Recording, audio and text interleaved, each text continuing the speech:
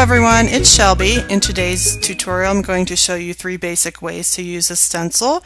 So you're going to need some inks, a foam applicator, a stencil, and a piece of paper. The first way I'm going to show you is what I call the positive aspect of a stencil, and that refers to the openings in the stencil.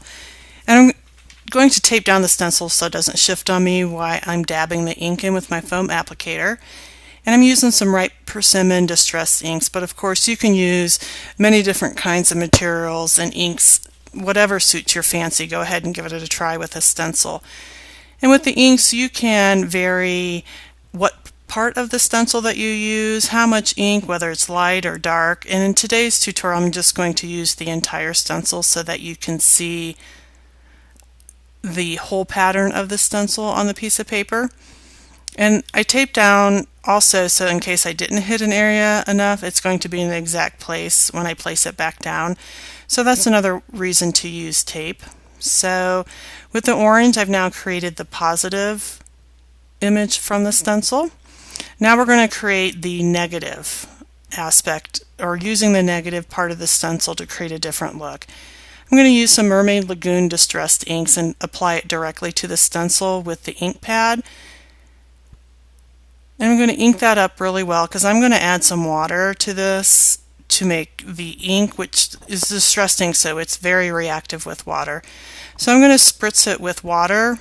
I'm going to hold the mister probably 6 to 8 inches above and spritz it.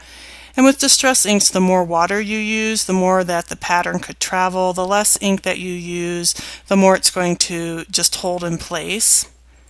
So here I am spritzing, spritzing, spritzing, spritzing. So vary your inks to get a different look. Play around with it, see what you come up with. And I didn't move the stencil because I didn't want the inks to run. And I placed the paper directly on top using some, I would say, gentle to medium pressure. And with my fingers just making sure that I press down over the entire stencil. So there's the negative look to the same stencil. Now showing you the third one, we're going to combine the two. So I place the stencil back over the blue or the negative, and what's exposed now is the positive part of the stencil. Again, I'm going to tape it down so it doesn't shift on me, and I'm going to go back and repeat that positive use of the stencil and dab in that orange ink again.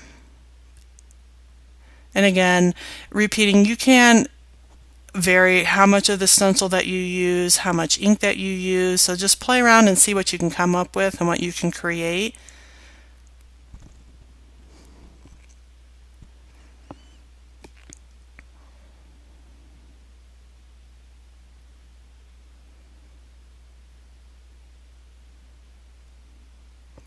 So I put that tape there so it wouldn't shift, and see if I like it. It's pretty good. I got them all in the openings like I wanted to. So there's a combination of the positive and the negative, and there's all 3 of them. On the right is the positive, in the center is a combination, and on the left is the negative. Thanks for stopping by today, and if you have any questions, leave a comment in the comment section. I'll get back to you as soon as I can. Thanks.